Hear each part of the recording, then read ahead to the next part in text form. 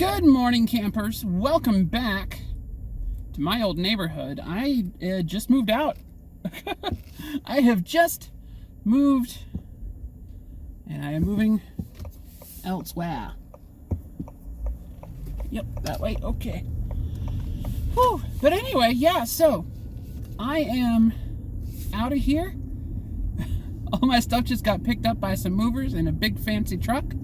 26-foot box truck, I believe it was, but they loaded into like a little mini storage unit that's gonna somehow get to Montana in 2 weeks. So that'll be fun. I just spoiled where I'm moving to already. Dang it. Yeah, we're going back to Montana. So I've got a nice long drive ahead of me, and that makes this my first real EV road trip. Are you guys all okay? Cool. Yeah, they're all turning left. People like to U-turn here, so I was reluctant to... what are you two doing? What is happening here? I'm so confused, but not as confused as that person.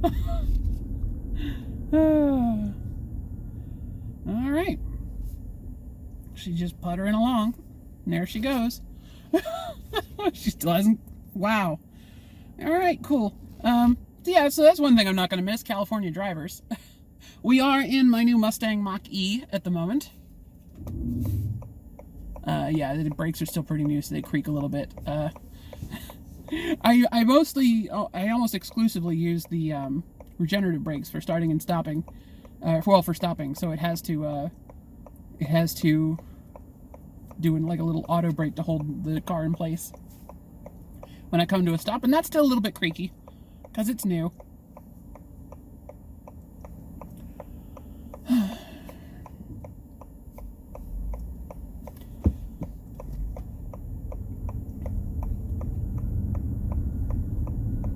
So yeah, I'm gonna head down. We're gonna jump onto State Highway 85, which is I've got to run to a Comcast store and turn in my old modem and router because Comcast does not exist in Montana. Well, at least not in the part of Montana I'm moving to. So, got to go turn those in. That means we get to use this lovely highway that you will never see in another video of mine again. This is State Highway 85 in California. It is illegal for trucks. It is a freeway that I am never allowed on in a semi. Because it's got like a 9,000-pound weight limit. It is almost exclusively... Oh boy. Alright, so I need to get behind this little access. Okay. Sedan. Yep, perfect. Okay, we're good. Nice, easy match. A little bit busy today. Surprising. It's almost exclusively for commuter traffic going up from South San Jose and points south to... hello, motorcycle. To Cupertino and Apple headquarters. You get the Apple buses, the Google buses, they all drive that HOV lane over on the left. As you probably saw a minute ago, there is a light rail train that runs down the median of this highway for a good little while. It's very cool. One of my favorite little mass transit things that they do here. Wish it was more widespread. They really need to expand that quite a bit. Oh gosh, I really can't see anything out my rear view. I can see a little bit. Not a lot, but a little. Out my rearview mirror.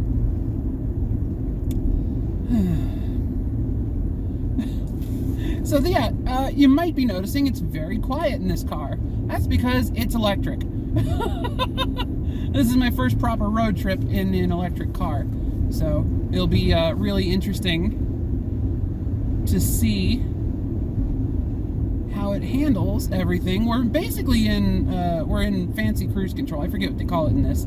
It's not the fancy like autopilot cruise control. That's called Blue Cruise. I don't have that yet in this car. This is that guy cannot pick a speed, Mr. Mercedes. Do something. I don't want to sit next to you. There you go. You're going faster now. There you go.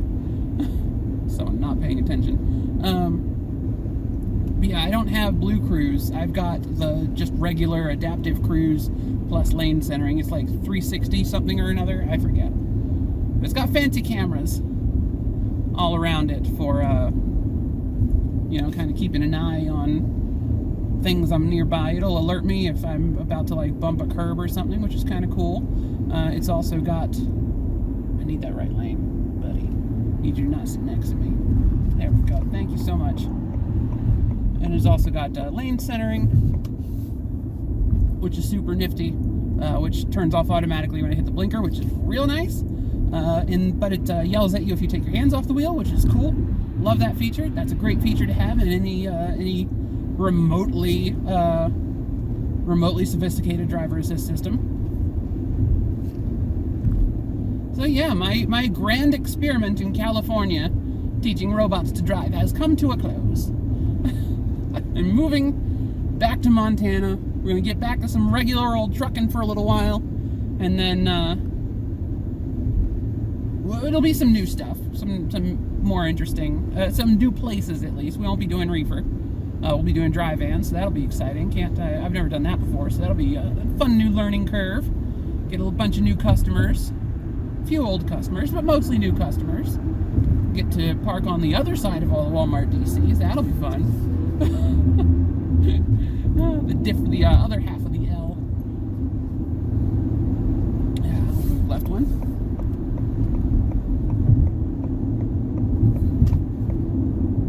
See, we just have our adaptive cruise set on 65, and it's handling the rest of this for us. It's keeping us paced with the traffic ahead of us. You saw it kept a pretty nice follow distance from that slower car we were behind for a while earlier, and I'm just going to tap the brake right now. Just to let these guys merge in front of us, get some, we're coasting with a little bit of regeneration, because I like to drive in what the Mach-E calls engage mode, which is the default driving mode, so you get just a little bit of regenerative brakes when your foot's off the throttle, and then you can activate heavier regenerative braking by hitting the L button on the Prindle. The Prindle's the gear shift knob on the center console. It has a low gear button even though it doesn't have gears, which I find amusing. But yeah, that gives you some extra regenerative braking. We are still recording, good, and we're going to turn the cruise control back on because we got appropriate follow distance again, and we're just going to match speed with that car in front of us. I love this thing. This thing's delightful. It drives like a Apophis. It's very good at pacing the vehicle in front, but it also has lane keeping, and like useful lane keeping, not like the bzz, bzz, bzz noise things that Apophis and Maxwell both had. This one, if I don't have the system active, oh look, we're passing a train. That's weird. They usually go faster than that. They must be pulling into a station or something. They're usually faster than me. They do like 50 something. Oh, I guess we're doing 65. So yeah, we're usually doing 50 something through here. I'm just used to there being traffic on this road, is what it is, I think. But yeah, no, like, so in Apophis and Maxwell, it buzzes you if you get too close to one line or the other. In this car, it doesn't do anything if you've got the system active, so it's actually just like doing a little bit of steering for you to keep you between the lines, but if you fight it, it'll let you go over. But if you have that disabled, it still pays attention to the lane lines, and it just shakes the steering wheel. Gives you a little force feedback, like in a video game when you're getting close to one side or the other. It's very cool. It feels like playing American Truck Simulator, the way it does the little vibrations on an Xbox controller if you touch the lane lines to the left or right. So that little ding was the computer failing to find the lane lines, and we got it back. It gets confused at some of the splits like that when these lane lines are super faint. Anyway, I've got to stop recording because I need directions to the Xfinity store. So I will see you all in a bit. Oh, there's traffic. There's traffic. That means I was probably supposed to take that exit. Yeah, no, this is the car doing all the slowing. Very cool. Very cool. Good car. Person behind us noticed that we're slowing. Yep. Yep. And this car will bring us all the way to a stop if I let it. But yeah, no, that was entirely the car slowing us down and speeding us right back up. I love this car. This car is delightful. It drives like me. Welcome back, folks. We are at our first charger of the evening of the road trip. So we have been driving for 3 hours and 29 minutes. We made 168 miles. We hit quite a bit of traffic on Interstate 680, which is not ideal, but we did 3.7 miles per kilowatt hour, which I think is good. I don't really have much of a baseline, but I know when I drive this thing like an idiot, it gets like 3. So 3.7 seems good. We tucked in behind a tractor trailer for a good little bit and had that up above 4. And then it's been dropping since traffic kind of cleared up, and I was just doing 70 down an open highway with a nice bit of wind in my face. But yeah, we are currently at an Electrify America charger in Willows, California. Not a bad first run. The car wanted to stop sooner, and I told it no. I'm like, let's go further. We can get to Willows. Because when I planned this trip out on the Ford Pass app last night, it suggested stopping here first, and the actual car itself was like, oh, we should stop sooner. I'm like, we'll be all right. We still got, so we started this leg at 85%. We still got 19% battery remaining. According to that, that's 43 miles of range remaining. Not bad. And we got 135 miles left to go on the night, so we need to get some recharging because we're not going to be able to charge at the hotel we're at tonight. So we do need to just go ahead and charge this thing all the way up to 80%. And then we'll see how it goes. So I'm going to plug in, run in and use the bathroom. I've got some McDonald's here ready for me when I get back, so we can just make the most out of this stop. And then, yeah, back on the road. See y'all at the next location. Good morning, campers. Welcome back. We are in Mount Shasta, California. The city of Mount Shasta, not the mountain. The mountain's behind us. So it's nearby, you know. Beautiful orographic lens cap mountain, or lens cap cloud this morning. Great view to start with. It is, good morning, Sinclair. It is 8:30 a.m. We have 9% battery remaining from our drive up here last night. We went to 80% at the Electrify America in Willows, California. We're currently in Mount Shasta. We're going to go over to a ChargePoint fast charger in downtown and bring this thing back up to at least 80%. And hopefully that will give us enough power to get to the next... there's 2 Electrify America stations on our route. There's one in Wairika, and there's another one in Grants Pass, Oregon. If when we get to Wairika, if our energy is at less than 2 miles remaining to Grants Pass per percent I have left in the car, then we're going to stop there and top off again just to make sure we make it to Grants Pass, because we actually lost a lot of energy last night on the climb up here, and we still have another 1,000 feet of climbing to do today. But Grants Pass is only at 900 feet, so we should get back a decent chunk of the energy we put into climbing today, just from gravity assist going down the hills. We'll see. Probably be in whisper mode a bit today, just to take advantage of the momentum from going off of hills instead of over them. Should be fun. All right, I got to get this thing over to the charger because we've only got 9% left, 14 miles of range according to the car, just because we have been slogging up a mountain for the last 50 miles. And yeah, I'll see you at the charger.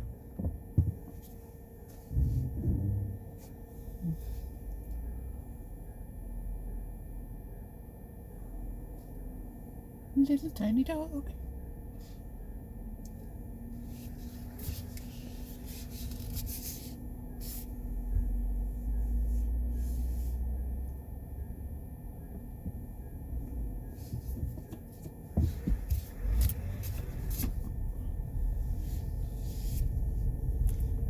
Just by reflex, not driving under the low clearance.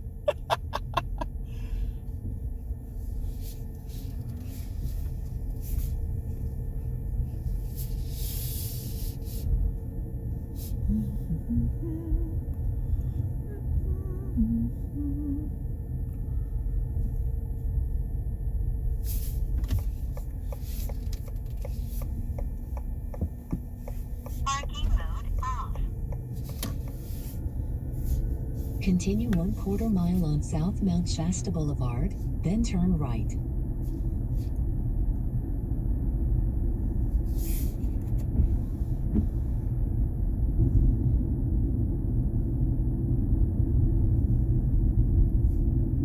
In 800 feet, turn right on California 89, then keep right.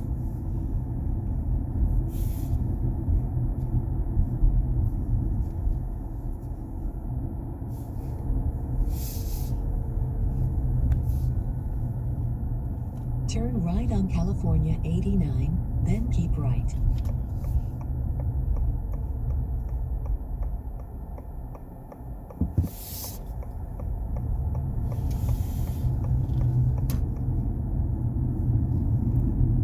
Yeah, I know, no battery. Toward Portland, then keep left. Alright, I really hate this on-ramp because it's immediately adjacent to an off-ramp. There's no merge space between them. This one coming on, the other one exiting at basically the same spot. So you just have to fling yourself into traffic and hope it goes well. Alright. Oh, beautiful. There's nobody here. I love it. Nail it. A little chunk of ice just came off my mirror. Didn't think it got that cold last night. That's interesting.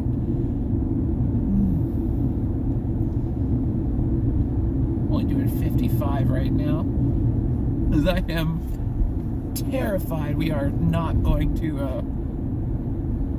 I mean, we're good. We've only used like 1% of my battery. We're good. We're gonna make it. No problem. But that's quite a hill. Alright. Cool. Let's get whisper mode all up in here. Whisper. There we go. Let off the throttle.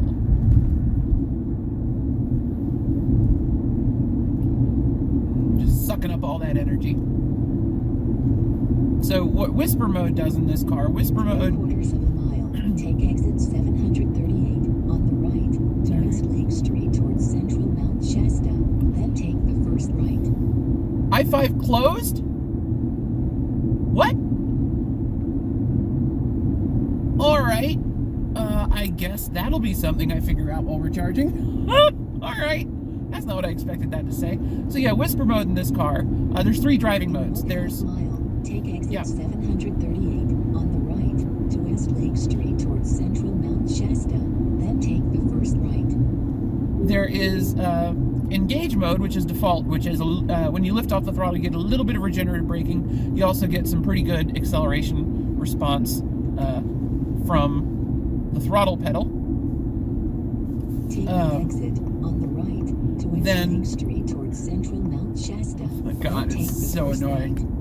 I hate GPS voices. And then... 1/4 mile. Turn I know! Thank you! Jesus! Take the first right. I can't mute it. There's no single button to mute it. And then... Turn right on West Lake Street. Then take the first right. There is a high railer coming up on my left.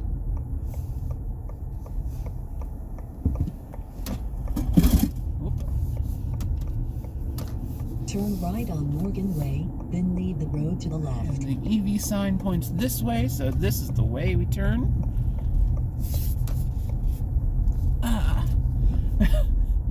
Can I stop navigating now? I need to stop navigating now. This is going to drive me crazy. Boom. Got it. We're here. I know where there. I see the charge station. It's on our left. Awesome. Oh my God. I hate GPS voices sometimes. They get so annoying when you have a lot of directions in rapid fire. And look at that. Nobody else here. Just me. Oh, I get this all to myself. I think the restaurant is currently closed. That's a bummer. But we'll live. Can I get... Yeah, thank you. That's camera. Oop. And then just go ahead and hit that.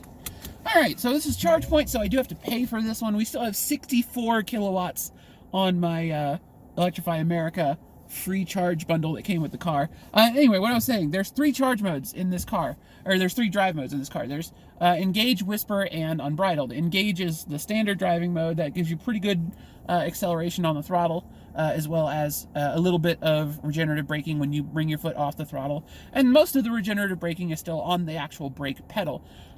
Then there is Unbridled mode, which gives you full regen when you take your foot off of the throttle pedal. It will not bring you to a stop. It is not a one-pedal drive mode. But Unbridled mode also gives you really snappy response on the throttle as far as acceleration goes. It like really gives you all 266 horsepower just right there on your pedal. So in any of the drive modes, of course, you can also foot to the floor and you get full acceleration regardless. But there's also Whisper mode. Whisper mode gives you no regenerative braking when you let off the throttle. You just coast. And I know, like, so there's a standard thing in the EV world where people are like, oh, regen makes you more efficient as you drive. And that's not entirely true with the Mach-E. With the Mach-E, if you can learn to be light on the brake pedal can apply the regenerative braking. And it is, on highway driving, it is more efficient to not use that energy in the first place than to waste that energy, I should probably just plug in while I'm doing this, than to waste that energy and then try to recapture some of it with regenerative braking. We're going to turn the car off. Thank you. All right, let's see here.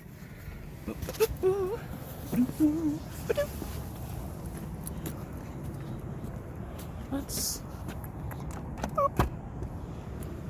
Oh, it's a DC fast charger. I am not new to ChargePoint. I'm just going to plug in and try and use... That is not a long cord. Oh, it does pivot out a little bit, but it's twisted wrong.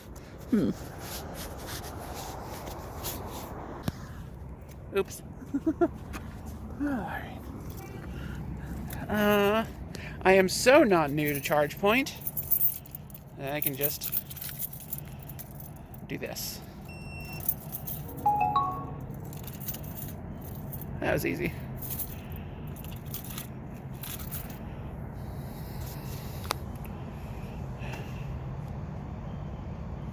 Work, please.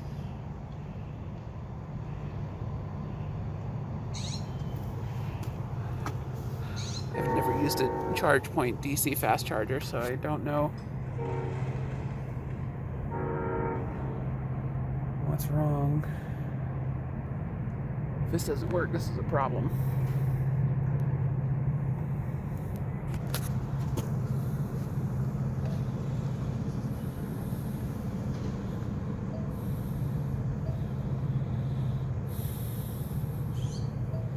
Alright, I'm gonna go turn the car on, see if that...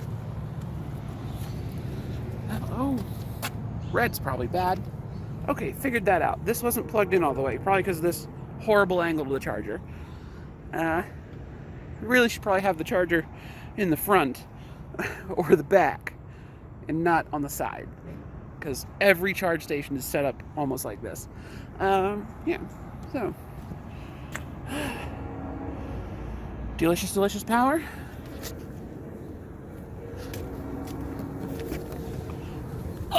Dislike that immensely. That needs a much longer cord. Alright, so back in the nice warm car. Beautiful up here, isn't it? And there's a train. Look at all the superchargers over here. Man, Tesla's got this town on lockdown. Oh boy, yeah, we could use an Electrify America here, even though there's one 30 miles up the road. I imagine a lot of people have to stop here just because of that hill. Anyway, it's a very loud train behind us. Okay, that is charging. Good, good. Charge station fault, yep.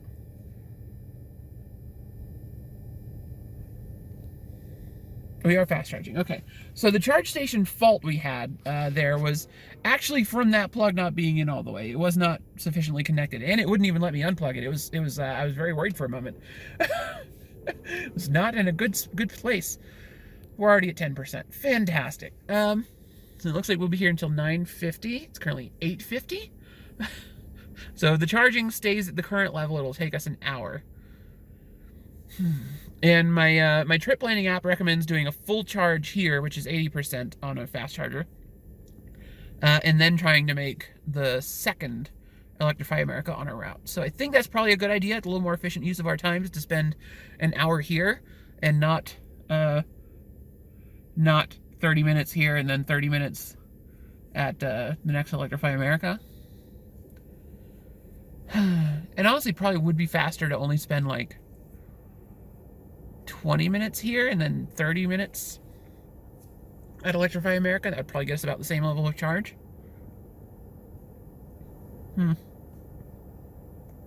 I don't know. I'll trust the app on this one. And hope that does not bite me in the butt.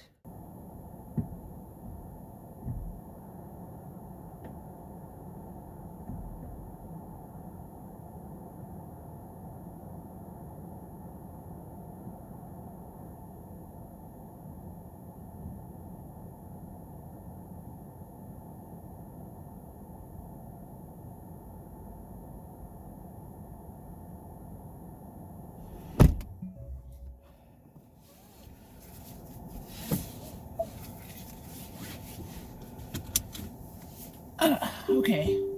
Please drive to highlighted route. Gotcha. Okay. Ready to roll. We added more charge than we probably needed to. According to my car, at least. We certainly did. I'm actually going the wrong way. We need to go the other way. The exit's over here.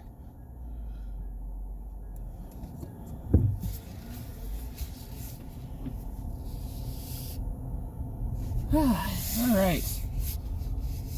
Defogger working nicely. Ooh, the steering wheel's warm. Is that from the sun, or is that my steering wheel? Possible, make a U-turn. Yeah, that's just from the steering wheel holder.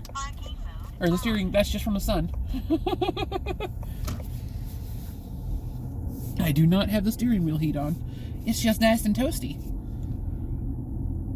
Benefits of a dark-colored interior on a mountain.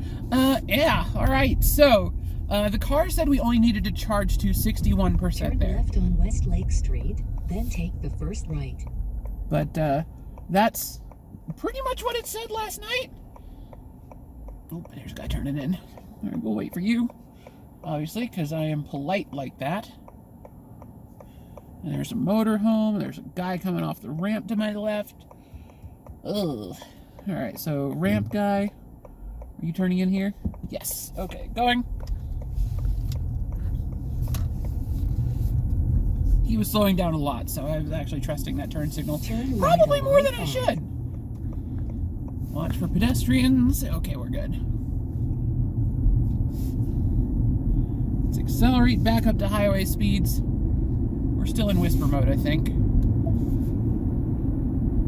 Yeah, we'll keep it in whisper mode for the mountain driving portion. And we'll see if I can't get better fuel economy driving by foot. Continue 12 miles on I-5. Than we typically were getting in cruise control. That big mountain ahead of us is called Black Butte. That's a volcano. As is Mount Shasta. That's the younger of the two, I do believe. And not quite as tall, so it doesn't get snow on it very often. Hence the color and the name. Man, that's just zoomed in way too much. I'm on an interstate, GPS. You do not need to be zoomed in to, like, the block I'm on. There we go. Goodness, that was... Alright, so we did charge about 14% more than the car said we would need. Sorry, 12% more than the car said we would need. It said we should charge to 61%. I charged us to 73. Well, 74 and it's 73 now. So, yeah, I didn't really... I know we're pretty high up on the hill already, so we're going to get some... We're going to get some efficiency back by coasting downhill as we come up to the next charger. The next charger is about 2,000 feet lower in elevation.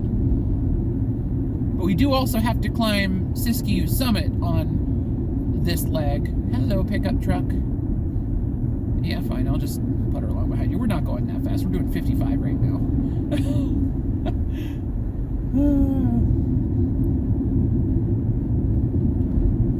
We do have to climb Siskiyou Summit, so I am skeptical of the, I'm a little skeptical of our vehicle's charge estimates. Wow, you are a very slow pickup, but I'm going to pass you.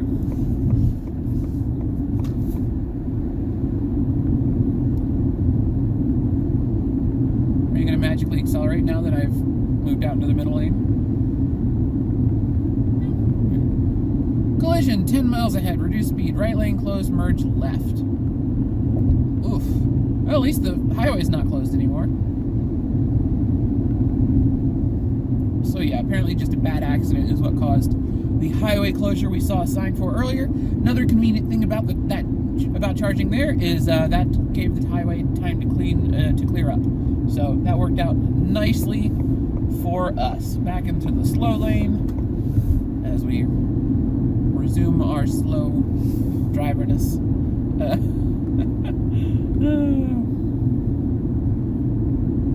Yeah, we're sitting at 1.6 miles per kilowatt hour so far on this trip because it's all been uphill so far.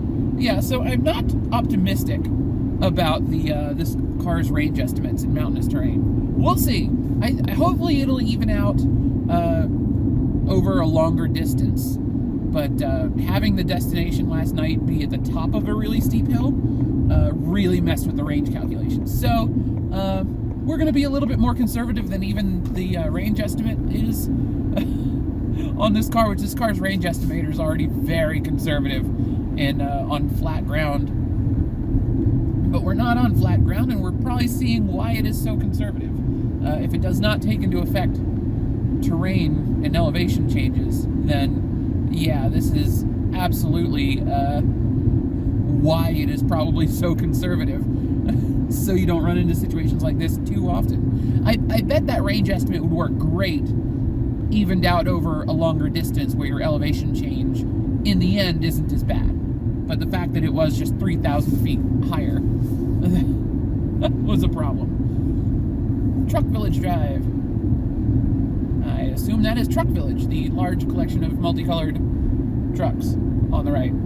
Is it a truck stop? It looks like a truck dealership. They're all Peterbilts. Neat. I like that.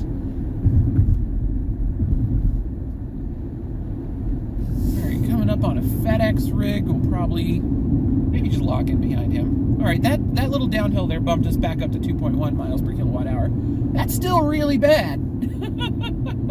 I'm pretty sure the estimate from the from my range calculator is about 3 miles per kilowatt hour, and we're sitting at 2 right now.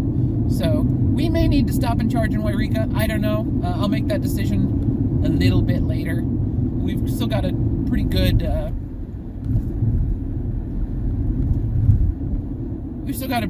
amount of driving to do before I have to make that choice. Anyway, I will see you all when we decide to stop again, which will either be at the Electrify America in Wairika, California, or we'll be at the Electrify America in Grants Pass, Oregon, on the other side of Medford.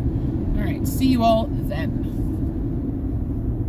Alright, welcome back, folks. We are approaching Grants Pass in Oregon. So the trucks... Oh, there's people on the right. What are you guys doing? Just walking? Just walking, maybe collecting trash? Can't tell. Gosh, where were we? So, the estimate for this leg was that we would arrive here in Grants Pass with 10% left on our battery. And I got an extra 10%, or an extra 13% above what the, please focus outside the car. Come on. There we go. Alright, we'll just, boop. There we go. Constant speed. So, I got like an extra 13% above what it said. We're currently at 37% battery remaining, and we're only 5 miles from the charger. So, yes, we did indeed get much better fuel economy once we got off of that mountain. We're sitting at 4.4 miles per kilowatt hour so far today, since our charge up at Mount Shasta this morning. We're going to stop here, and we're going to get just enough juice for what the car thinks is going to get us to Eugene, Oregon. We're going to follow the car's recommendation on this one, because it does seem to have a pretty decent but slightly conservative grip on our range when you factor in like longer distances, and Eugene is a slightly lower elevation than Grants Pass. So we're going to get just enough juice in Grants Pass to get us to Eugene, And then in Eugene, oh, Wilson just turned his lights on. In Eugene, we are going to get enough power to get us just barely to our hotel in Portland. And then our hotel in Portland tonight has a charger that will completely top off my battery overnight. So I can just plug it in and go to sleep. So that will be fun. Let's turn the wipers down now. So we start tomorrow with a full battery, which is going to be nice.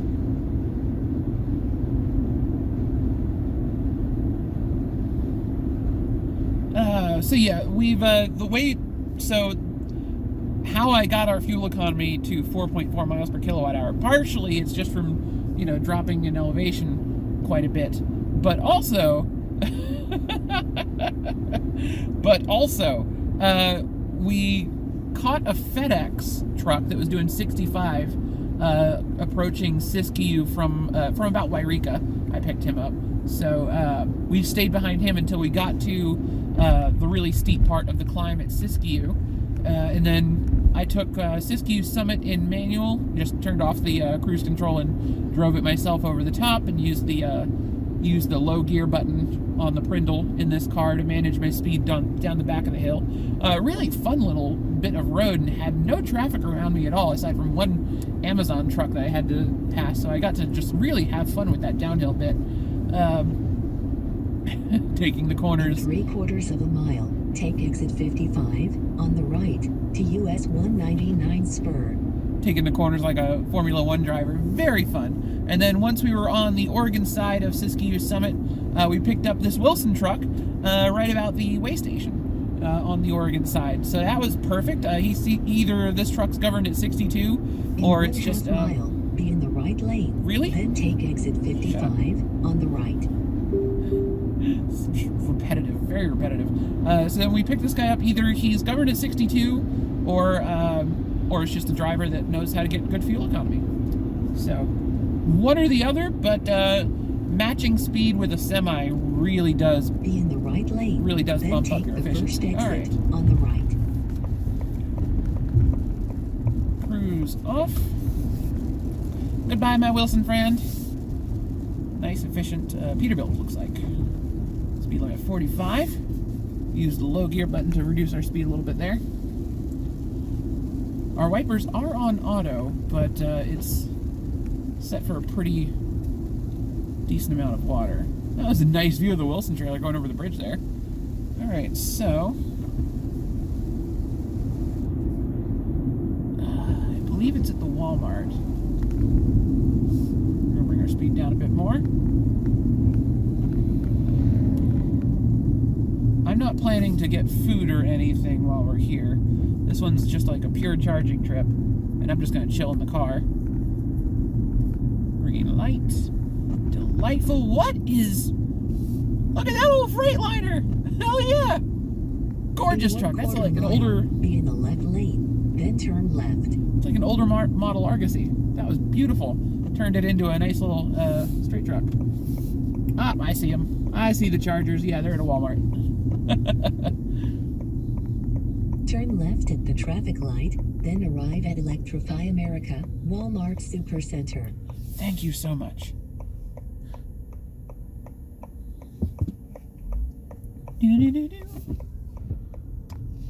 Been a bit of a dreary, rainy day. We had a lot of fog. It was beautiful over Shasta, and then it's just been blech since then. Arriving at Electrify America, Walmart Supercenter, on the left. I mean, we're not there yet, car. Chill.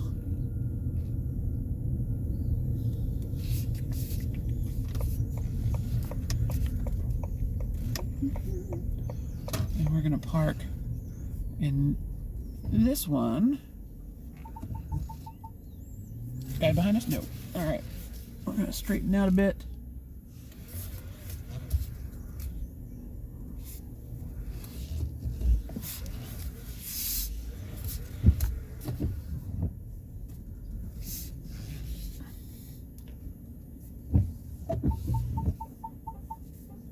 Oh my gosh. Chill. Car.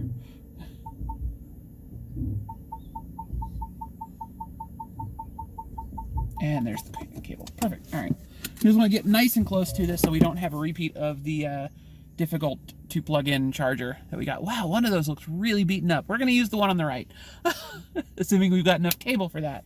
Okay, let's plug this thing in and no, we're good. Please drive to highlighted route. Yeah, shut up.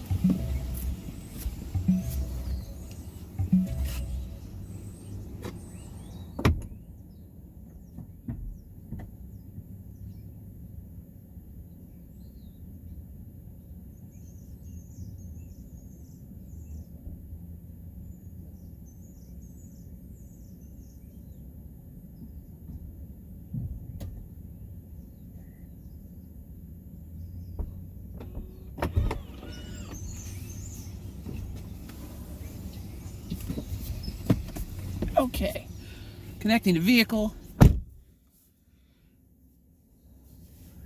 Connecting to vehicle. So we still have 65 kilowatts on our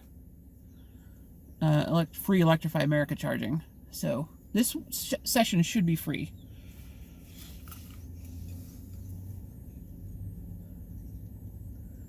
This does not usually take this long.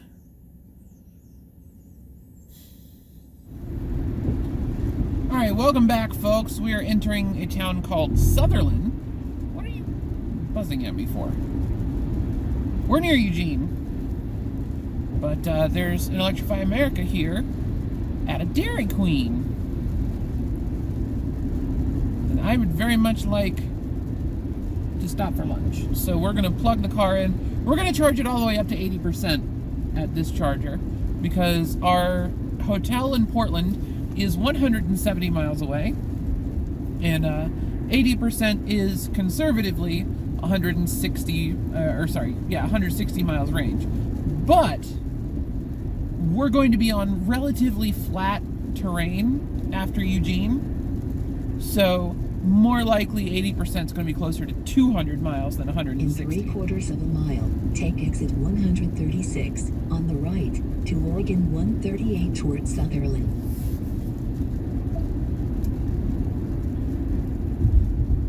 It should, keyword should, bring us into the hotel with around 30 miles of range. Now, I want that 30 miles of range when we get to the hotel, just so that if in a stroke of bad luck, the hotel's electric car charger, because I think they only have one, they might have two, but I think they only have one, if it's not working, 30 miles of range lets us easily get to a Electrify America charger in Portland first thing in the morning before we continue heading towards home. Alright, regen braking. There's the Dairy Queen. I turned off the navigation. Oh, it's so annoying. What just happened for AT&T?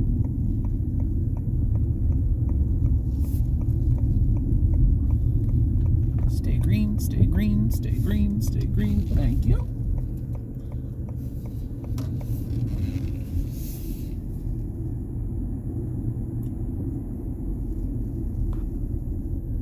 Why are we stopping?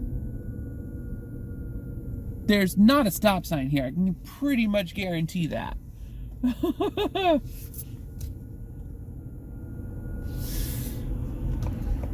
There's the Electrify America charger.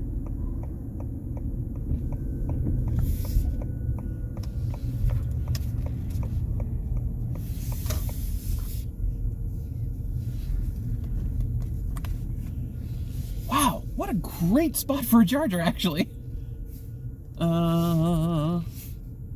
And conveniently, I can reverse up to this one because I prefer backing into my parking spots rather than nosing into them. Ooh, my backup camera has a droplet of water directly on it, so we're gonna have to back up the old-fashioned way with the mirrors.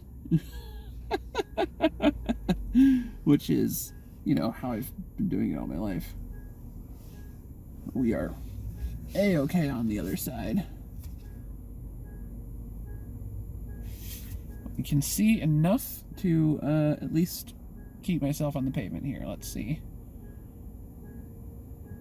A little more? A little more? There we go. Oh, wow, that's perfect. That's just... Oh, look, one of those is broken, actually. Yeah, the one on the left... Here, let me pull you all out of the dock. The one on the left is, is broken. Well, it's a good thing, good thing there's two on each of these. Interesting. Okay, so we're gonna plug in, let this thing charge. I'm gonna go get food, and then we'll continue on toward Portland. Good morning, campers.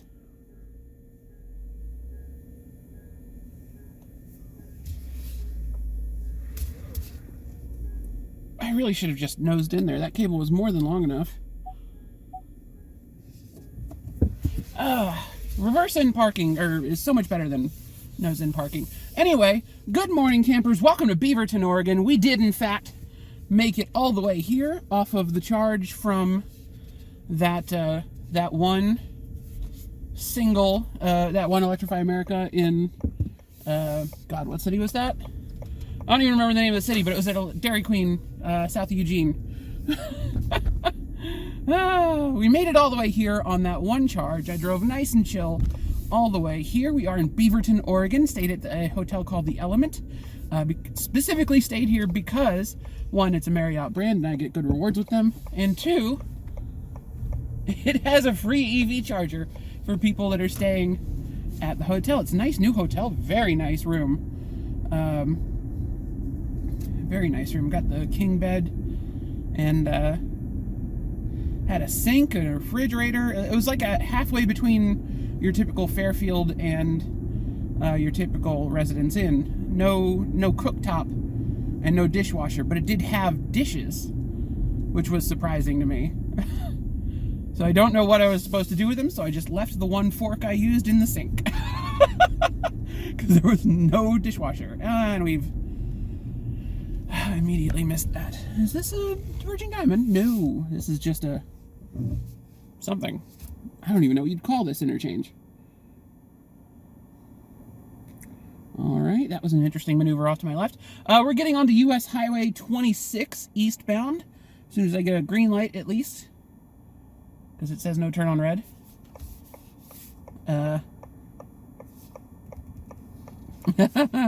And 26 eastbound is going to bring us to I-405.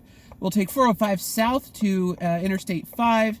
Interstate 5 across the river to Interstate 84. And then Interstate 84 east all the way to Hermiston, Oregon, which should be our first charge stop of the day. We might briefly stop in Hood River, Oregon. I've actually done much more careful route planning this time than I did yesterday. We're not relying on the car's GPS or really much of anything on this trip from the car, because I don't really trust the car's, I mean, it's not trust, so to speak. I need to move my seat forward a little bit. My default position is like chill driving around San Jose, like just commuter drive, but I need a little more of an upright and forward position for long distance driving.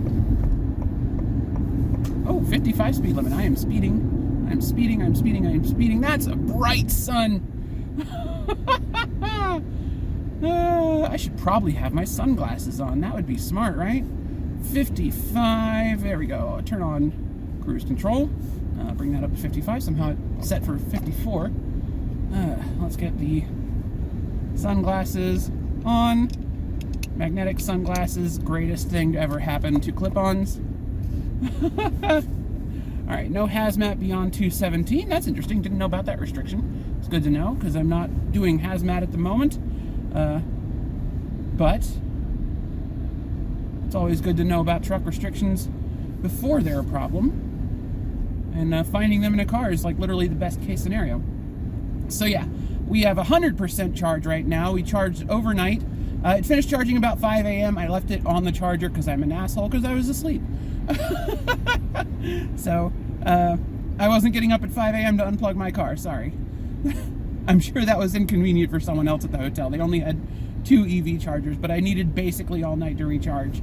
And that was part of my plan. So, yeah, I also planned for if the hotel charger wasn't adequate, I could have gotten to an Electrify America. Woo, that was close. All right, I thought that was about to be a collision right in front of me. Glad he chilled. Good handling of that by my car's kind of autopilot system. That was really nice. Whatever their 360 secure thing, Visio, whatever it is called, the fancy adaptive cruise with lane centering in this car. Very nicely handled on that near collision in front of us. So yeah, we're gonna potentially stop in Hood River to charge. It depends on how much battery we're gonna be using headed east out of Portland. If we get to Hood River and we don't appear to have enough range to get to Hermiston, then we're gonna stop and charge at the Electrify America there. If we do appear to have enough range, we're gonna try and keep going. It is right at the, like, we're starting with a full battery. So this car's EPA rating is 230 miles. And the charger is at 217. So, yeah, it could be a little tight. I don't want to roll in there at 1%, that's for sure. So, the last Electrify America is in Hood River, so we might just, I'm probably going to stop there and just bring it up to 80 and then push for Hermiston. The car wants to go to Yakima. The car wants to go to Yakima for some reason. Our next hotel is in Richland, Washington. So I don't know why it would want to go to Yakima, but I'd rather stay on Interstate 84 than take 97 up through the middle of nowhere. Not that 84 is a particularly non-rural interstate, but it's a much more beautiful drive for one. It's also mostly water level, so it's going to be a nice gentle climb into Central Oregon. We're not going to have to go over the Blues. So we're going to be going up into Washington before we get to Cabbage Hill. So that's the steepest climb on that route, and we're not going to have to deal with that. So all we have to really do is we're just going to follow the Columbia River up into central and northeast Oregon, and then near Boardman, Oregon, we're going to climb up out of the canyon. That's going to be pretty much our hardest climb of the day. And then just east of there is where we're going to charge. Should be nice and easy. Yep, okay. So I-5 north, 84 east. We're going to follow the signs for 84 now to the Dales. At least I think that's pronounced the Dales. I honestly have no idea. I've never actually just asked someone in Portland how to pronounce that. I'm pretty sure I need to be on the right to get onto 84. At least, so the way this sign is laid out, I would assume 84 you want to be on the right. Like, I know it's not specific lane guidance, but the way that sign is laid out, if someone intelligent made it, I would hope that that's subtle encouragement that the right lane is better for 84. And the left lane is better for I-5. Alright, let's cross the bridge. So apparently, fun thing with this bridge is there was originally going to be a freeway that went straight off towards Mount Hood, which is over on the right, which I think you might have been able to see there for a moment. But, yes, okay, perfect. Yeah, we are in the correct lane. There was going to be another freeway that just went off through those neighborhoods on the right. And rightfully, the neighborhoods did not want that, but there's remnants of some of the freeway, some of the like ramps where this bridge was built to accommodate that freeway that was still in planning stages. I think they've gotten rid of all the ones on this level, but the level below us, there's still like a stub ramp. It's just like looks like a jump into nothingness. There's a few of those in Portland. A couple of spots where freeways were planned and never got built. There's some great YouTube videos on them, and I highly recommend you look those up because they are kind of cool. Welcome back, folks. I just thought I'd bring you all in because this is a really fun road. So this is Old US Highway 30. It's extremely windy today on Interstate 84. So I thought, you know, there's like a 7-mile hunk of US 30 that's just super easy to get to from the interstate. Can't take a truck on this anymore. This used to be the truck route through this canyon, but you can't take trucks on this anymore if you're over 35 feet long or like 14 tons, either or. But, you know, we're in an electric car. Why not? So we got some trees protecting us from the wind. It's a lovely, fun little road. I am speeding, and I've still got a motorcycle, several motorcycles catching up to me. That's fun.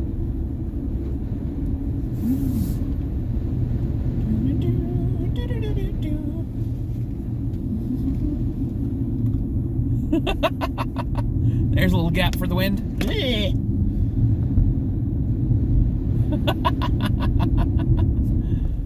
And yeah, you can see bits of the road where it gets washed out by landslides. That was, I think, one from either last year or the year before that took out that section back there. But freshly rebuilt, all good. You can see the railroad off to our left. Can you imagine bringing trucks down this road?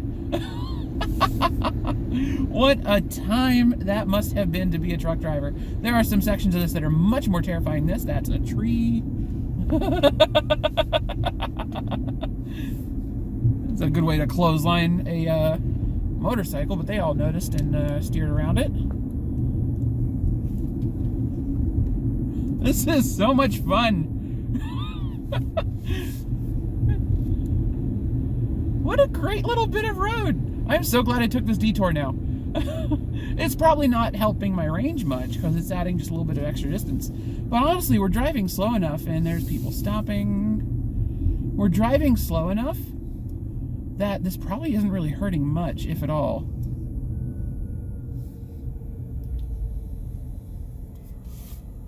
All right. I'm just passing through. Guys, can we?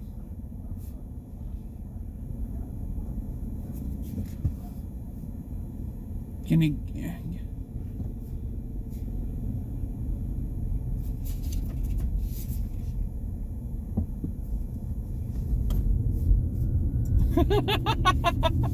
The hell? Not everyone's stopping here, buddy.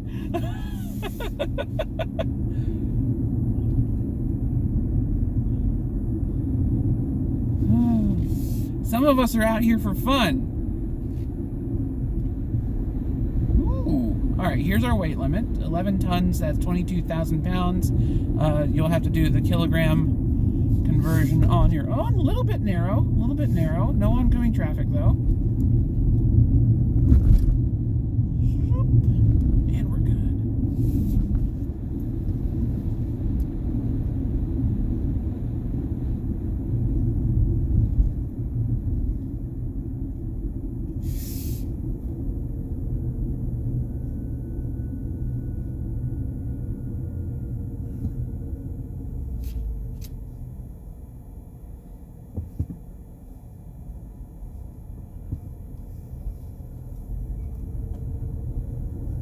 I guess there's a waterfall somewhere to my right. I can't see it, so I don't know. Lovely scenic road, this. And there's the freeway off to the left, so we're pretty close to rejoining that, I think.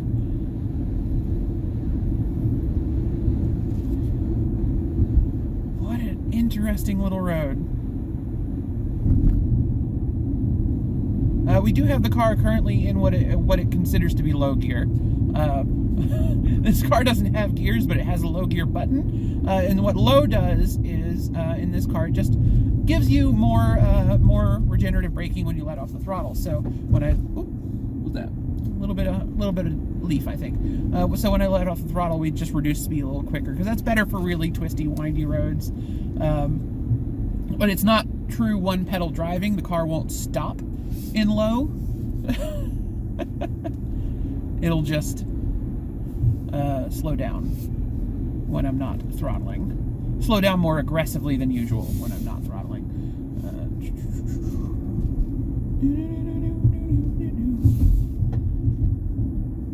This is such a fun little road. I like this a lot.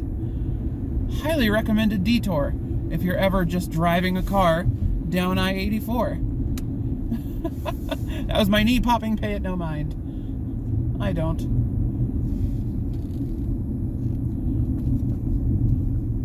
This is like the kind of driving that Mustangs are great at. Alrighty, we just topped off our battery here in Hood River, Oregon. Just charged real quick, back up to 80%, only took a couple minutes. And we actually encountered our first real charger issues here. So there's 4 chargers. There's 4 stalls at this Electrify America station. Of the 4 stalls, 3 were in some state of brokenness. Really, you forgot where I was going already? I just plugged in a destination. Come on. What a silly machine.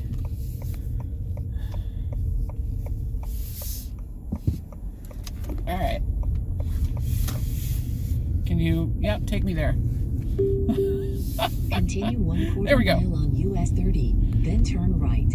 2 of the stalls were just outright non-functional. They were inoperative. One of them had a sign saying, "Hey, this one's not working," which looked fairly official. The other one was just not working. The one that did not have the sign on it, that just wasn't functional, happened to also be the only CHAdeMO charger in that set. So sucks to be driving a Nissan, I guess. If you have to go up 84 right now. So yeah, that's a lot of Asian manufacturers Turn right on I-84.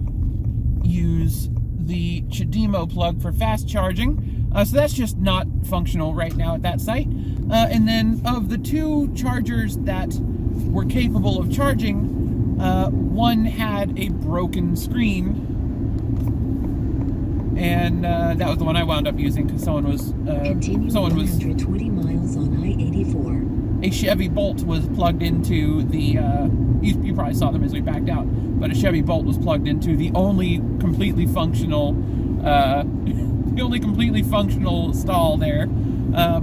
So yeah, I pulled in, all the screens were blank on the 3 that were not occupied, but someone had just pulled out of that one, so I'm like, Volkswagen had just pulled out of that one, so I'm like, maybe that one's actually working. So I brought up the app and checked, and sure enough, it was functional. So I used the app to start the charger since the screen was busted, which thankfully I signed up for a Pass Plus subscription yesterday, so we got the discounted rate, nice and cheap electricity.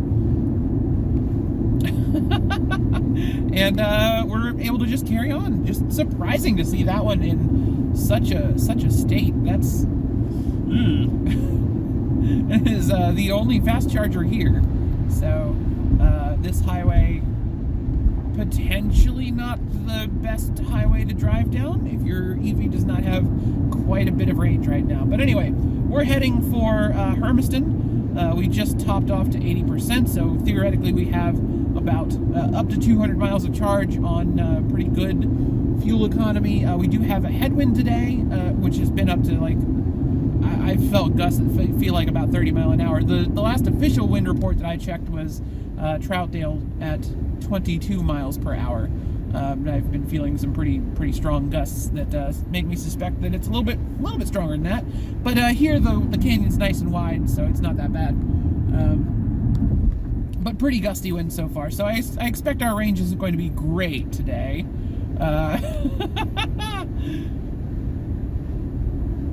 But we're also going largely uphill. We're going to be ending today at a higher elevation than we started, which is going to cost us a little bit of range. Hello, pickup. Yes, go around me.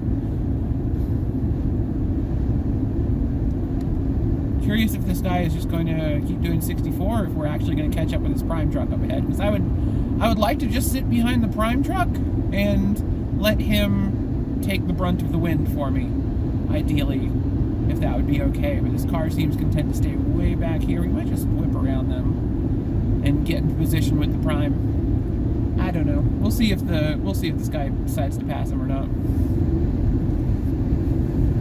Welcome back, folks. We are entering Hermiston, Oregon. So you might be noticing it's a lot flatter than it was last time you saw. We have left the Columbia River Gorge. The Columbia River is still off to our left somewhere, but we're up onto kind of the plateau above it, which is a lot of farmland. There's a nice big FedEx hub on the left there. But yeah, tons of farmland up here. Specifically, so a large portion of America's food supply comes from here, but like everyone thinks American farming and they picture like rolling fields of corn and wheat from like the Tornado Alley in the Midwest. But this is where your root vegetables come from. So this is the area where onions, potatoes, carrots, beets, sugar beets, all those are grown up here in Idaho, Oregon, Washington, and especially a lot of them right here in this part of northern Oregon and southeastern Washington.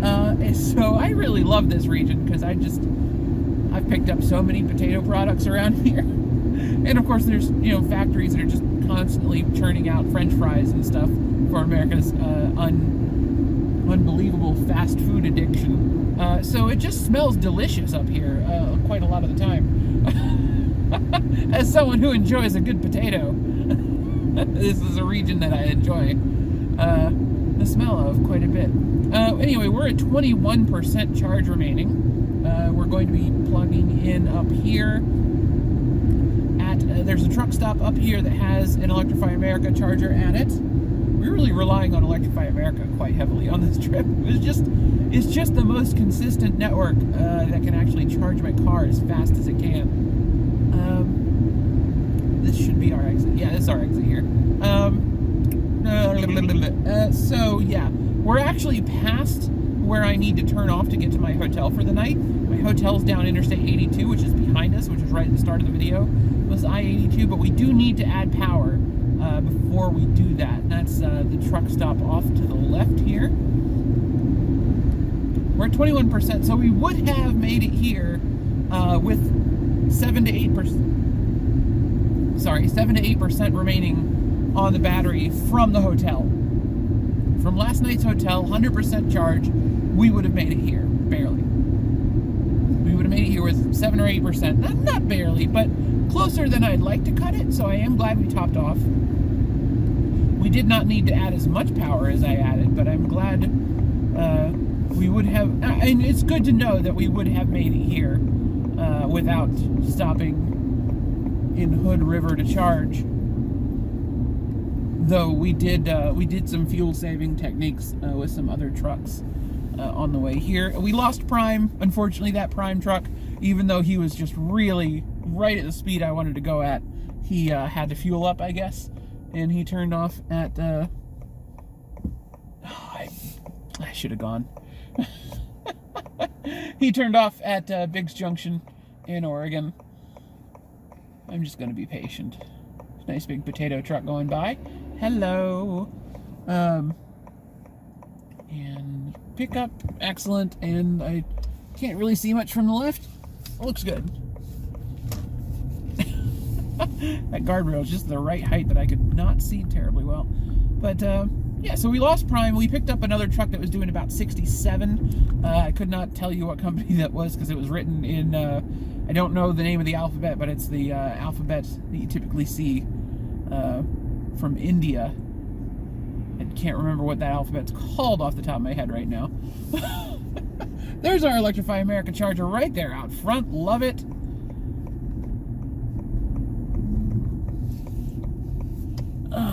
Beautiful. And an A&W. I do like this truck stop.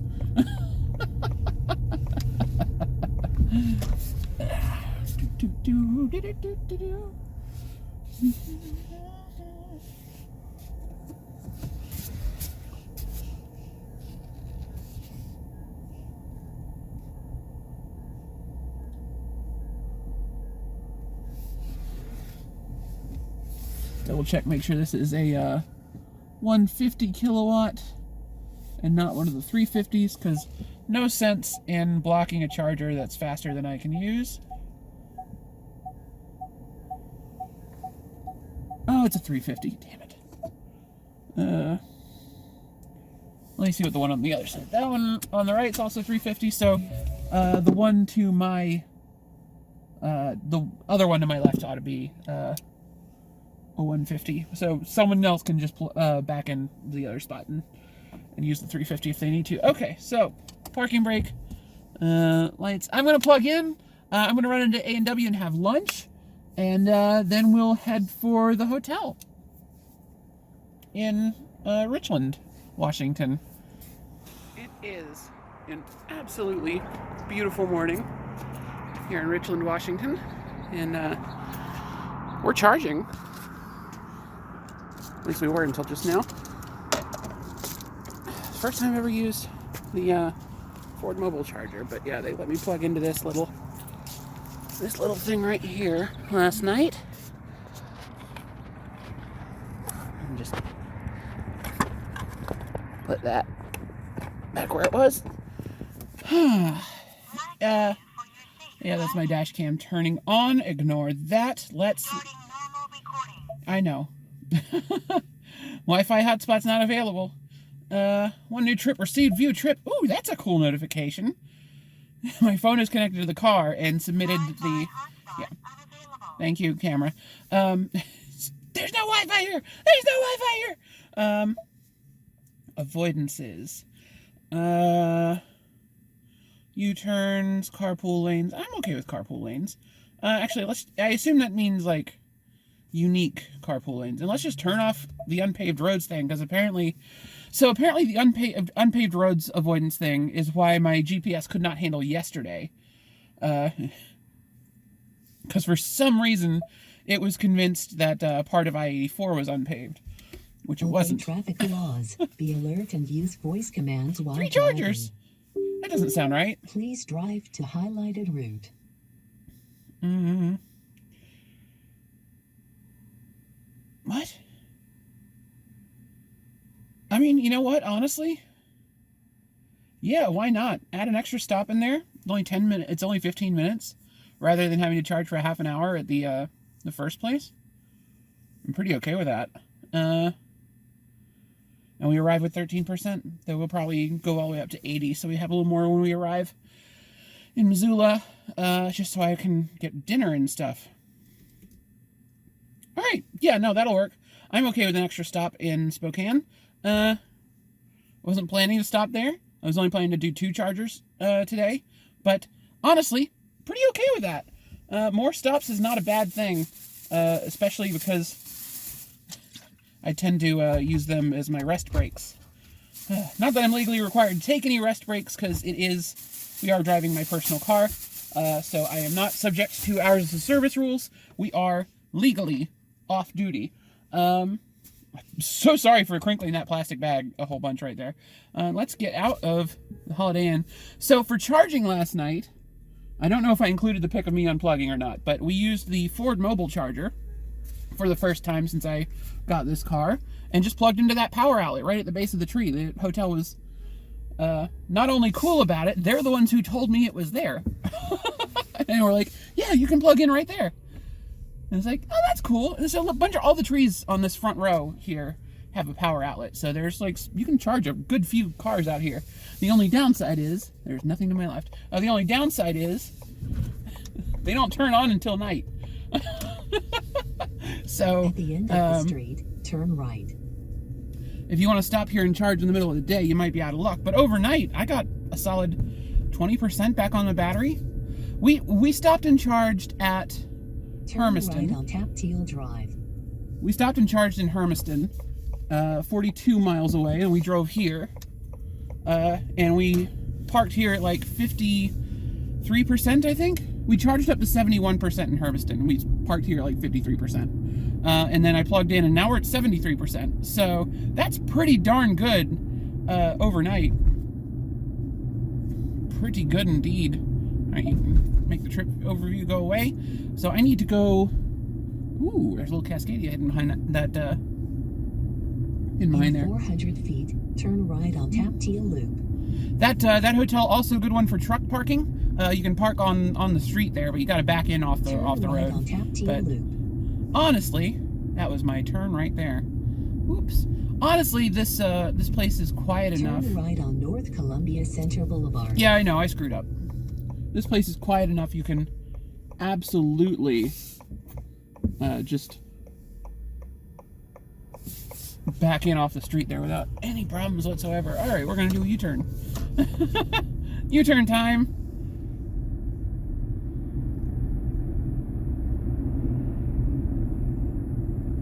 U-turn must yield. Okay, cool. U-turn like cars only. Wow. Turn left on Sweet. West Canal Drive. I can do that. Whoop. In 1/4 mile, be in the right lane, then keep right. Benefits of an electric car. That was more than enough time for that U-turn. Be in the right lane, then keep right. Alright, this is the 240 freeway here in Richland, Washington. This will take us over to Kennewick and US 395. US 395 will connect us up to Interstate 182. And 182 Continue 3.5 miles. will link us back. 240. 182 will link us back to US 395 at the part where it's no longer a crappy road. It's a good road. And US 395 is divided 4-lane highway. I'd call it an expressway, really, from here to I-90 up west of Spokane. And in a town called Ritzville, which is where our next charge stop is. I love Ritzville. Ritzville has a burger joint that I really like. There's one here too, actually, just like right behind us. We just passed it. It's called Zips Burgers and Fish. I really love that chain, but it only exists like up here in like Spokane and cities within like 200 miles of Spokane, except Missoula, unfortunately. But it's a really great chain that I love because the one in Ritzville has truck parking. They are A-okay with semis coming in. It's just like, you guys are the best. A little burger stand kind of restaurant that is okay with semis, it makes my day. And I stop there every chance I get, and I haven't been there since I moved to California. The last time I stopped there was in my U-Haul on my drive to California. So I'm looking forward to seeing them again. Our charger is literally across the street, so we're gonna plug in, walk to Zips, and have lunch. One of the things I really like about them, the thing that just like the people who started this burger chain are clearly too much like me, is they don't have separate ketchup. I mean, they do have separate ketchup and mustard, but when they're making burgers, they also have just a combined, mixed up ketchup and mustard, like an orange sauce, that they just put directly on the burger, so they don't have to have like separate vats of ketchup and mustard.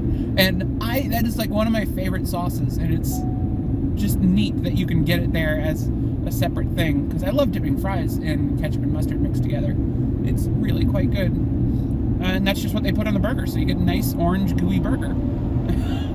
It tastes amazing. So yeah, that's where we're headed today. It's a little chilly this morning, a whopping 38 degrees Fahrenheit outside. That's going to be like 2.5, 3 degrees Celsius. Something like that. Probably like 3. Yeah, probably a solid 3 Celsius. 6, yeah. Yeah. I think 3 is a good, safe estimate there. Just doing the quick conversion in my mind. I don't, not doing the math. Alright, so we need the left lane up here. So as soon as this Toyota wakes up and gets around me, he's doing 61. Mile. Keep left toward Pasco. Okay, I'm just gonna turn my cruise control off for a minute. So he gets up and past me. Alright, cruise control resume. You can see, yeah, he's like almost match speed with me. Now I'm behind him, my car will automatically open up a safe follow distance. In 1/2 mile, be in the left lane, then keep left.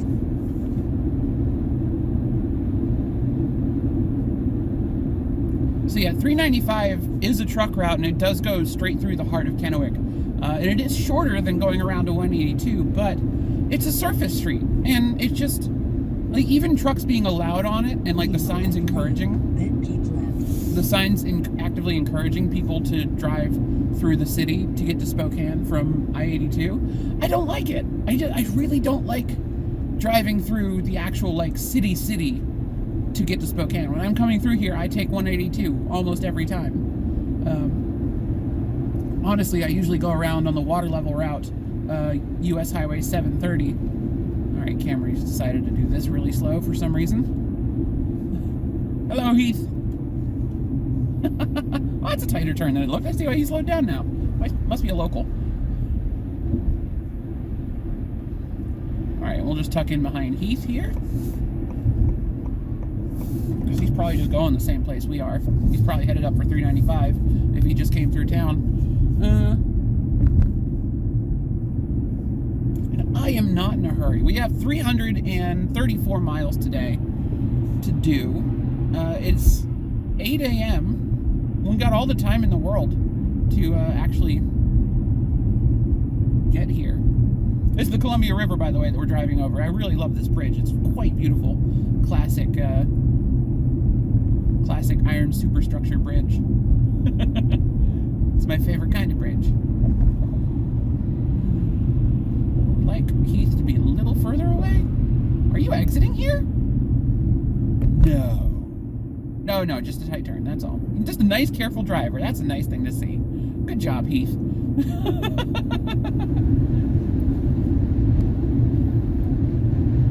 Welcome back, folks. We are just coming into Ritzville, Washington. We're still on US 395, about to join up with I-90. We're following this lovely Hayes driver, who's nice and chill, doing about 66 mile an hour. Unfortunately, we're not getting great fuel savings behind him, because one, we're keeping a safe distance, and that does not yield the best fuel savings. But also, he's got a actually really good trailer tail on that thing, which is minimizing his wake that he's leaving through the air. So we're not recapturing very much energy from him, because he's not wasting very much energy on just pushing air out of the way. So that's cool. Love seeing more aerodynamic stuff on 18-wheelers out here. We lost our... God, what was the other truck? It also started with an H, didn't it? Heath. We lost the Heath truck at a way station on the way up here. The way station was closed, but the Heath truck still went in, so either the Heath truck was hauling boats, or was just confused, or just needed to take a break. One or the other. So we lost her a while back, but we do at least have our friend Hayes here. So we have not been fighting the wind on our own this whole time, thankfully. All right. So I see the Loves up ahead. The electric charger's just on the other side of the highway from the Loves. We're going to go ahead and disengage our cruise control and take over manual driving, start opening up some distance between me and Hayes.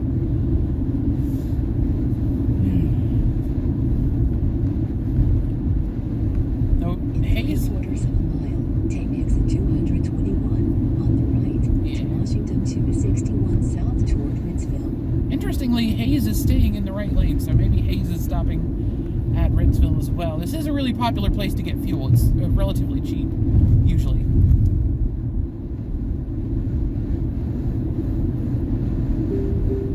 In 1/2 mile, be in the right lane, then take exit 221 toward Ritzville. Or they might just be taking the same tactic I use and prefer to merge in up there rather than have to deal with that sudden split. Yep, that appears to be it. It's a driver who knows this road pretty well, I think.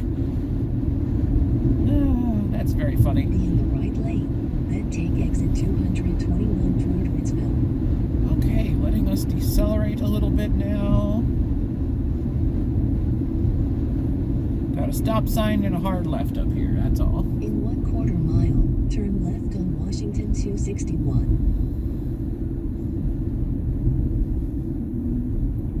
As much as I do enjoy that Loves, we do not need to stop there today. Turn left at the stop sign.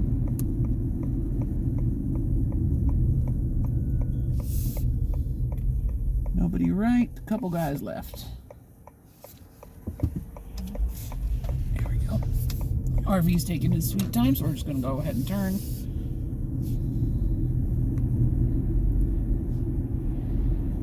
I see the zips.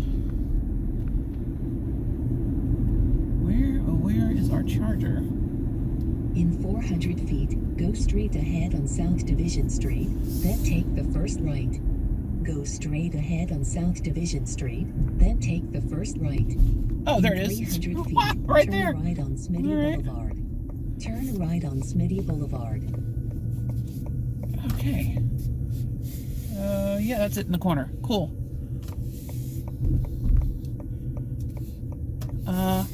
Actually, no, that's a different brand of charger. Hold on. Electrify America's down here. Ah! Okay, there's multiple electric car chargers at this exit. That's pretty darn cool, honestly. Electrify America, Cow Creek Mercantile on the left. When possible, And there's another Mach-E! Turn. That's awesome! Wow, I like that blue. It looks a lot better in person than it did on previews and stuff. Alright, let's see. 350, 150.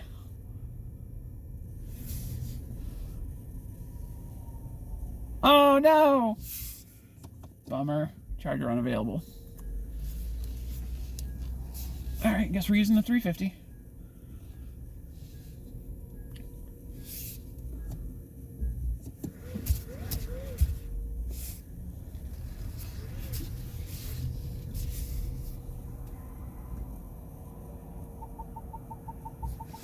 God, I cannot park forward. I'm so bad at parking. Nose in. I'm so bad at this. I will have to get better because so many chargers are set up for nose in parking. I'm just so bad at it. I can back into a parking spot, no problem. I am not great at pulling forward into one.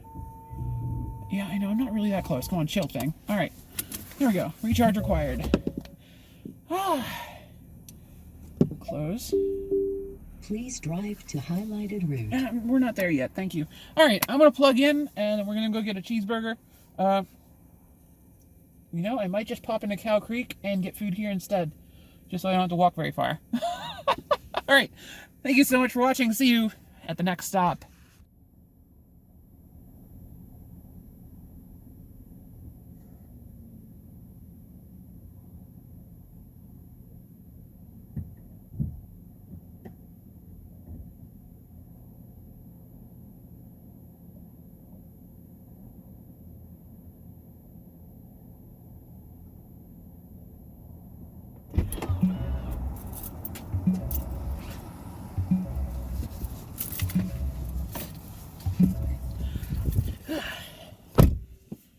Okay, not gonna lie, that was certainly the buggiest experience we've had with an Electrify America charger so far.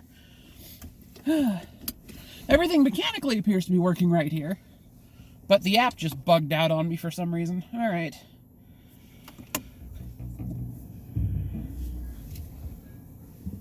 Nobody behind me, nobody behind me. Alright, let's go. So, we just stopped here in Spokane Valley. There's an Electrify America here at this Walmart.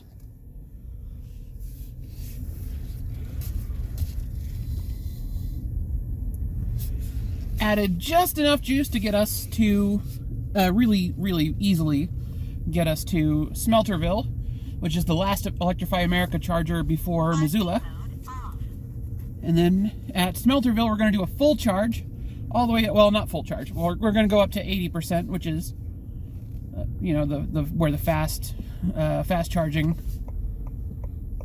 kicks into slower speeds. We're going to charge to 80% in Smelterville, Idaho, and then right. Yeah, recalculate. Then in Smelterville, we're going to go from there all the way to Missoula. Nice chill place. If our charge starts to get low before we get to Missoula, there is a charger like 10 miles before Missoula that's not Electrify America, but it is pretty fast. Not even 10 miles. It's more like 6 or 7. It's up near the Wilson Logistics Terminal. Turn right on North Sullivan Road.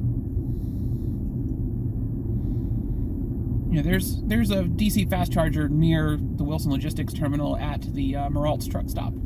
Turn right at the traffic light. Not a particularly fast DC fast charger, but faster than nothing. So, faster than level 2. Let's put it that way. So that will get us more than enough juice in just a few minutes to get us the rest of the way into town, if necessary. I don't think it'll be necessary, even with reduced range from the terrain and from the fact that it's cold enough that I've got the heater on. Even with our reduced range from that, I think we're going to make it to Missoula handily from the Smelterville charger. It's only like 120 miles.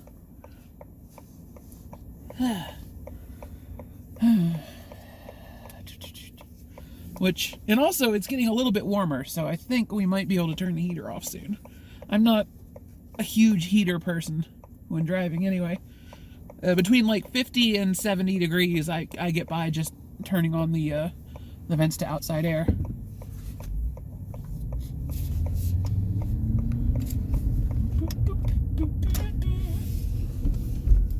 There's probably a way I could have just come straight out here. East, right lane, got it. Sliding my seat forward to a more comfortable position. In 800 feet, be in the right lane, then turn right. I-90 East only.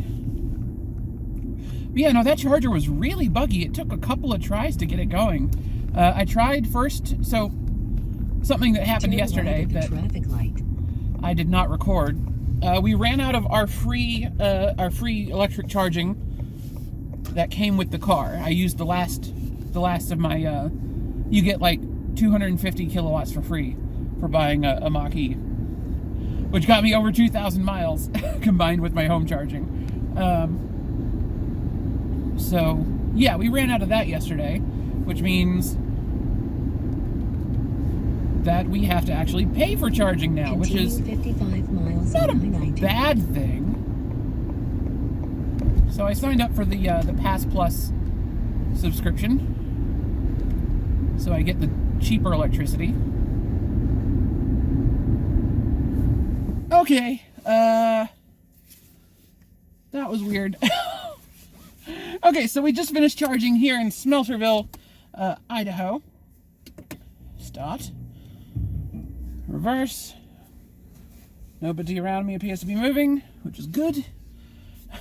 That was a really awkward parking job for this this charger. I probably should have just backed in on the other side and plugged in behind the charger, but I didn't for some reason. Decided to park there with my ass hanging out into the aisle. Recalculate. Okay, Please so drive to highlighted route. I'm a little confused. I tried to set up charging. So I tried to start the charging through the Electrify America app again on the car in Android Auto, and it messed up again. So I think the problem's actually honestly, you know what? I think the problem is not only Android Auto, but also the car's plug-in charge is kind of fighting with me a little bit. Because you plug the car in and the car is like, I can pay for this, even though it pays at the much higher price. But then the app is also trying to be like, no, we're paying it the other way. Please drive to highlighted route. So I think that's part of the issue I am experiencing. But, so all of that worked. So that stuff didn't work. So then I unplug and I hit the thing on the app again. Mile on Commerce Drive. I hit the Turn left. Shut up. I hit the thing in the app again. It's ready to start charging. I plug in. It starts charging. I finish charging just before I hit record on this thing. $0. $0. So something I did. Something I did just got me like 40 kilowatts for free. Why are you stopped in the middle of the road? Alright. They seem to have recovered. That was interesting. In 400 feet, turn left off Airport Road. Then take the Mid-curve. first right. That was weird. That was really weird. Yeah, so that was Turn left on Airport Road, then take the first right.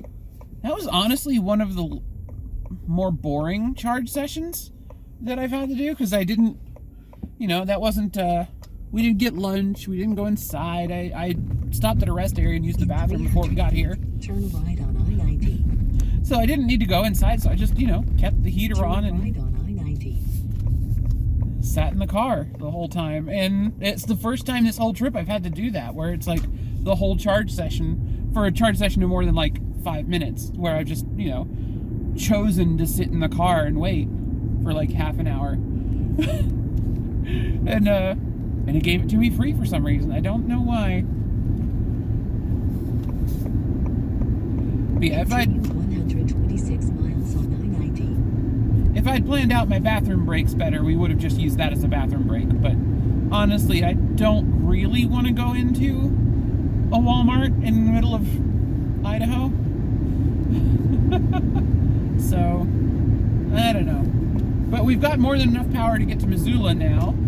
We are 127 miles from the hotel. And my car, being nice and pessimistic on the range, is saying we have 158 miles on the range. So, that's with me doing the speed limit for the last hour, which is 75 right here. So, 75 mile an hour, heater is on, and we're up in the mountains again. So, getting some decent range still out of this thing. Not as much as the EPA rating would suggest, but again, got multiple confounding factors applying here, and we're still getting really close to the EPA range. Like, this car is performing quite well, all things considered. Like, I was told that, electric cars suck in the cold, and it's like, this one's handling just fine. Actually, it's warm enough now, I can just turn the heater off. Boop, boop, and heat off. There we go. And we'll be good. Yeah, no, I think the sunlight will be more than enough warmth for me at this point. One of the nice things about driving a car is it's basically a little greenhouse, and I just dropped my sunglasses. No! Come on, sunglasses! Okay, got them. They didn't fall far. We're good. Ding, ding. Oh, magnetic sunglasses are great, aren't they? Alright, so this is the last leg of the trip. 125 miles to go to Missoula. We're about to cross Lookout Pass, which it's been nice and warm today, like 20 degrees above freezing Fahrenheit, which is like 10 above. It's like 10, 11 degrees Celsius today around here. So any snow that fell on Lookout Pass over the last few days ought to have melted by now, I hope. So we probably won't have any ice up there. We'll see. We'll see. Always possible, of course. Always possible. Welcome back, folks. And you know what those blue locomotives mean. We are in Montana. Those are Montana Rail Link locomotives. We are approaching Missoula. In fact, this is the Missoula National Weather Service office on our right here, as well as the U.S. Forest Service, and the Northern Rockies Fire Cache is in here as well. Yep, Rocky Mountain Research Station. Missoula Fire Science Laboratory. Very, very cool stuff in that collection of buildings on the right, as well as the Smoke Jumper Center. And, of course, this is pretty much all on the property of Missoula International Airport, which is to our right. Oh, it's so nice to be home. I just feel like this giant weight is lifted off of my shoulders that I've just been walking around with for the last 2 years since I made the mistake of moving out of here. I'm slow. I'll stay in the right lane. Yeah, shut up. It lost the lane lines and it was upset about that.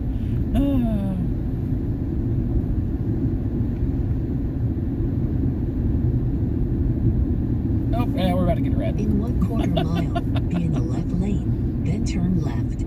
What if I don't want to turn left? What then?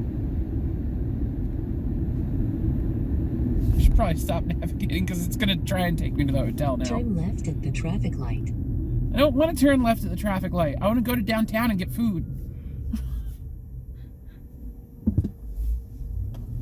Maybe I should have turned left at the traffic light. I learned to drive semis on this road. 2 miles on West Broadway Street, then turn right. I learned to drive 18-wheelers on this highway. This is old US Highway 10. This used to be the main highway through this valley before I-90 was built, which you can tell it was a very high traffic road.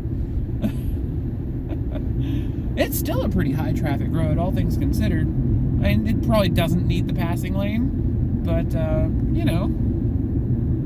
Oh, you have a very dim turn signal. Yikes. I thought he just wasn't signaling, then I realized, no, it's on, I just barely see it. And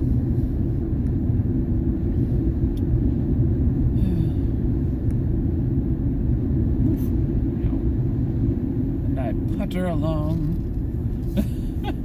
So I did have to stop and charge in Y, which is why we're on this road and not I-90. We were at 10% coming over the, coming up to exit 96, which is where the Jim Palmer terminal is, as well as Meralt's truck stop, a Flying J and a TA, and a brand new Love's, which is lovely. Has some Hardee's in it, which is weird because we're pretty far west still. Kind of expected. In 1/4 mile, be in the right lane, then turn right. Kind of expected a Carl's Jr. to be entirely honest, but hey, I'm not going to complain. I like Hardee's more. Turn right at the traffic light. Yoink. In 800 feet, make a slight right turn on I-90 Business Loop.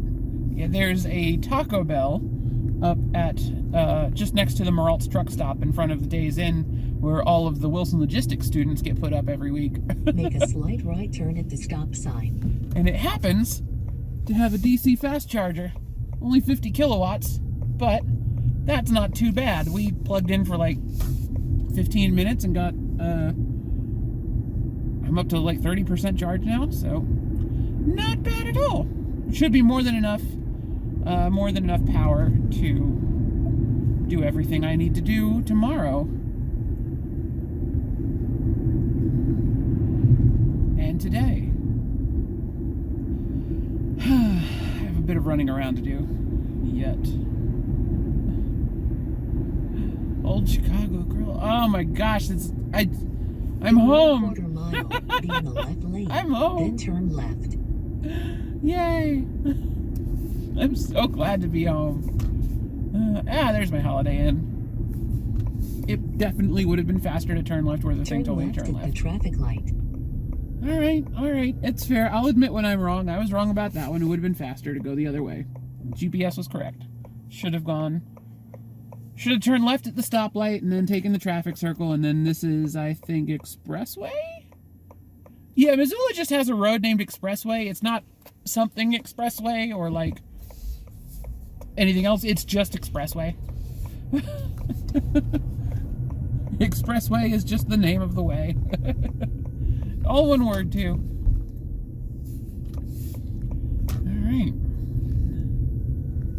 Alright, I'm gonna sleep so good tonight. Oh, that's a nifty spot to park Please a truck. drive to highlighted route. Alright. Now, I am gonna In 100 feet, arrive at the destination. poke Arriving around at the here. destination. Yeah, I'm good, thanks. Yep. Close. Yeah, I am here. I don't need any more help. Yep, thank you. Okay, cool. I'm really hoping to just, like, eyeball a power outlet on one of these parking spots. And I might be able to just plug into, like, get permission and then plug into, because I don't think they're aware. I don't think they don't think that they have any good places for a car to plug in back here, which I'll be honest, it really doesn't look like they do. Bummer. No outdoor, no, there's one. One outdoor power outlet. And I would have to lay my cable across the parking spot, across the sidewalk. That sucks. Oh well. Oh well.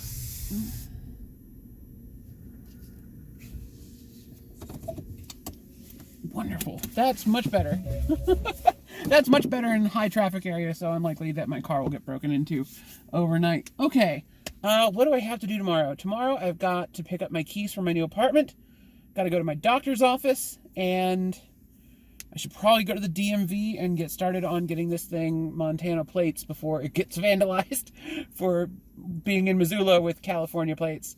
Generally not a good idea to be driving around Montana with California plates. So that's all tomorrow. That's the end of our trip. We have made it to Missoula, Montana in an electric car from San Jose. A road trip that a few years ago would have been impossible. Now, not that difficult at all. I even drove like a jerk. I was not doing fuel efficient stuff at all. I was driving way too fast for an electric car. Though the speed limit here is 80, so like, you know, legally I'm good still. But, you know, you shouldn't do 80 in electric. Should not do 80 in an electric car if you are trying to get somewhere without running out of battery. So, you know, a bit of advice for anyone who might be considering driving an electric car. Don't do 80. But gosh, it was fun. Thank you all so much for watching. My name's Ellie O'Dare. I will see you all in a couple of weeks once we get our new truck, and take you on a little tour of that so you can see what's new, what's different, what's the same. It is going to be another Freightliner. Spoilers, most likely. I mean, there's a chance of a Volvo, I think, with this company. I'm not sure, but should be another Freight. I asked for a Freightliner, and then I will give you a tour of that. And then we'll hit the road with it and do some actual trucking for once in my life. For the first time in 2 years. All right. Thank you all so much for watching, and have a great day.